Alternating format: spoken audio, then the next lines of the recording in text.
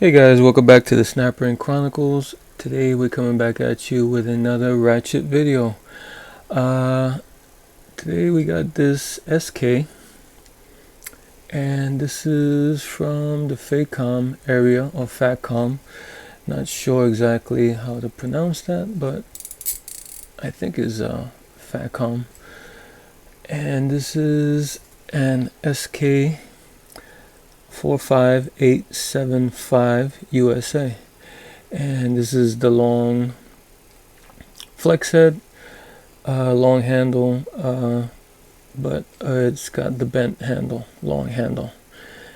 And before we dive into this, if you can do me a big favor and hit the like button and also subscribe to my channel if you find any of these videos at all helpful or entertaining.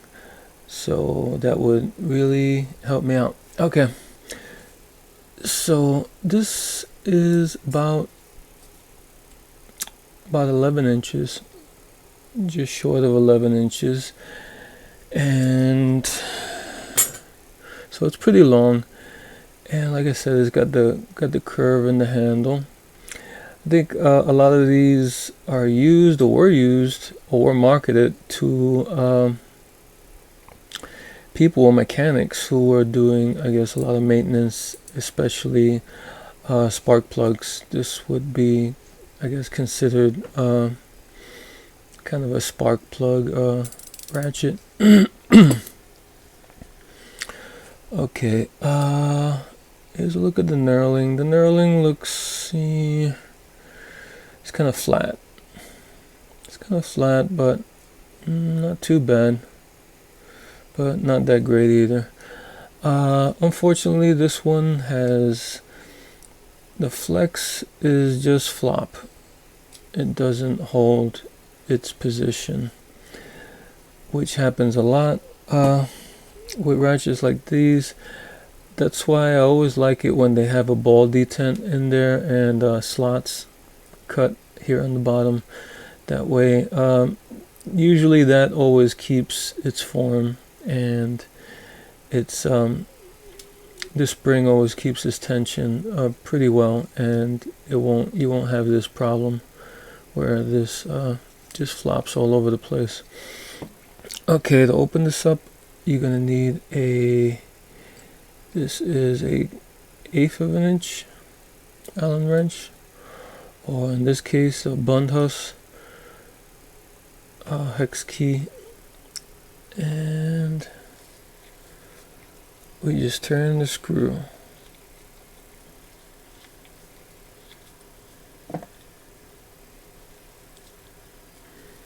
And this is what the screw looks like. There is some thread locker there. Looks like blue. Blue thread lock. So they did put some of that on there. And here's the switch. The switch is all one piece, has a little protrusion there, and that works inside of, well, it did work inside of the ratchet. Let me get this. Okay, here we go.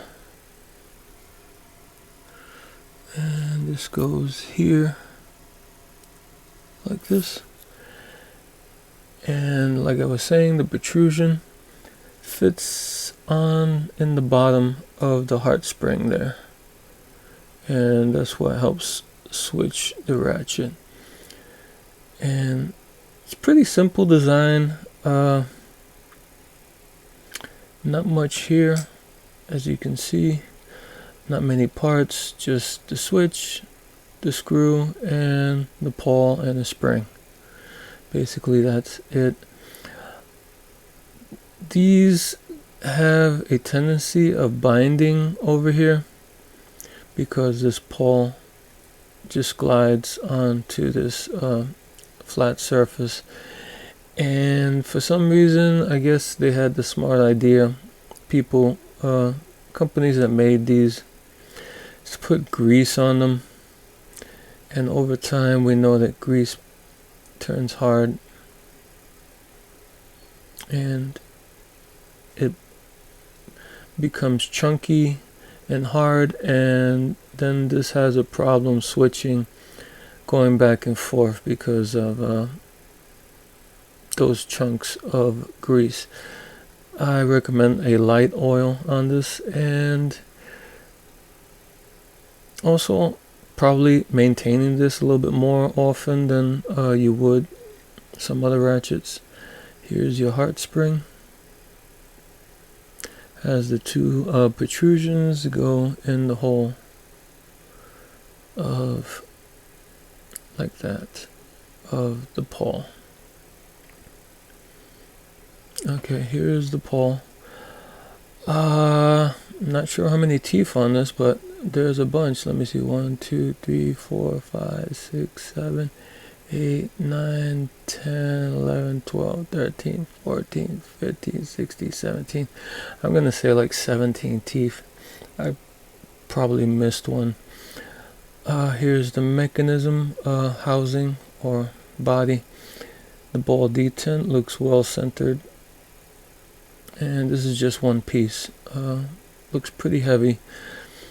It's well machined. Looks pretty good. It says USA on this, but I know that this was also at this period, and I think they still exist. It's a French company called Facom, like I was telling you before, and they have I guess these were made in the USA, but they also made their own ratchets in France, maybe. I'm gonna say probably France. They had this design of ratchet. And here's a look inside the head, and the teeth are pretty tiny. I think this is 72 teeth mechanism. So kind of reminds me of the teeth on the Icon ratchets. They have like 90 tiny little teeth, and this kind of reminds me of that. They look well done though. The broaching on this looks pretty good. Everything looks clean and well broached. The teeth look like they're in good shape.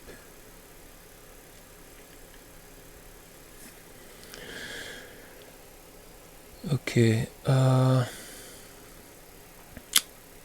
to get this back together, since the name is here, I'm putting the anvil down here. But like I said, when you put these back together, light oil on these, not heavy grease. I wouldn't even put super lube on these. I would just keep it light, probably 3-in-1 oil, or I like to use Marvel Mystery Oil as a light oil. When you put this back in, you see this kind of cut on the bottom there. That one goes against the wall here, like that. And now you get the two little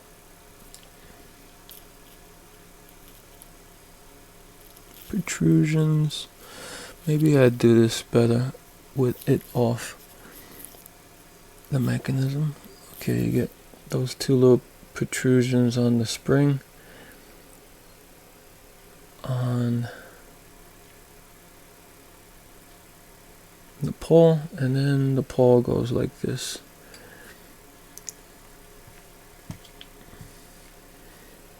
Now we take it like we said, with the name facing up and the anvil facing down, and we put that in like that. Or also you can just take the body, put it in, and then put the pawl in afterwards. That would probably make more sense. Now the tricky part here is to get this little protrusion into the bottom on the inside of the heart spring. So You probably won't be able to see this very well, but like that, and then you kind of squeeze it down and hold it like that. Okay, now keep holding it because it wants to pop out. You get your screw in.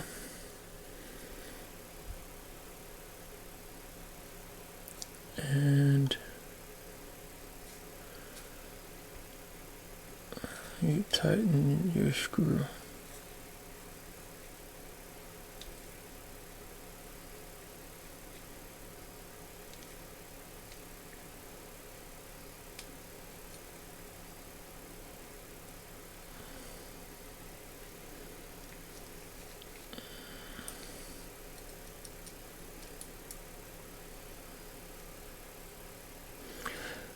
Okay. Another problem with these is that you have to tighten the screw down to a certain torque range, kinda. If you bottom the screw out, you're not going to be able to get it to work because it needs a little play. So you might want to bottom it out and then loosen the screw a little bit. And now it's able to function and ratchet and switch. But remember, you tighten it, but then if you go too far, you're going to notice that you're not able to ratchet or switch. So you just loosen, maybe give it a, I don't know, an eighth turn or something like that. And then you should be in the right range where it's switching and functioning properly. What's my opinion on this?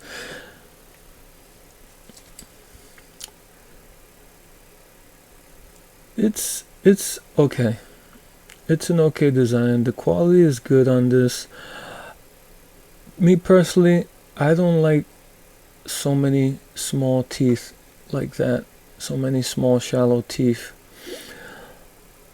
like especially like on an icon that has like 90 tiny teeth. And even though you have 15 teeth on the paw, me personally, I just think that that's not enough. There's gonna be eventually, especially if you put grease on those in this mechanism, that paw doesn't have enough clearance to dig in too far into those teeth, because the teeth are so shallow that especially when you compound it with grease or something heavy like that, those teeth are going to have a hard time holding on teeth that shallow. So I don't know. Personally, this design seems sound, but when they go too many teeth like that and they're too small, I just think that, I don't know, it's maybe won't have longevity. I don't know. I could be wrong. I'm not an expert. I'm not a mechanic. I don't work every day on machinery or cars or anything, so I'm just going by what my gut tells me about when I see certain things inside the Ratchet. And I don't know, it's just when I see certain designs, I just get like a kind of a gut feeling that, oh well, they kind of went a little bit too far on certain things that probably they could have done better. Like when they go above 90 teeth, but they have 90 teeth, I don't really have confidence in those designs. I think it's better when they have two paws in a lot of those high tooth ratchets. They have two paws in them. That way they can split. Probably have 60 teeth and 120 positions. 60 teeth is pretty good, you know, in my opinion. But when they go too far and they stretch out those teeth and they make them tiny like that, I don't know. I just think that those ratchets are just not for the long run. But anyway, that's my 2 cents. I probably went long on that. Alright guys, until next time.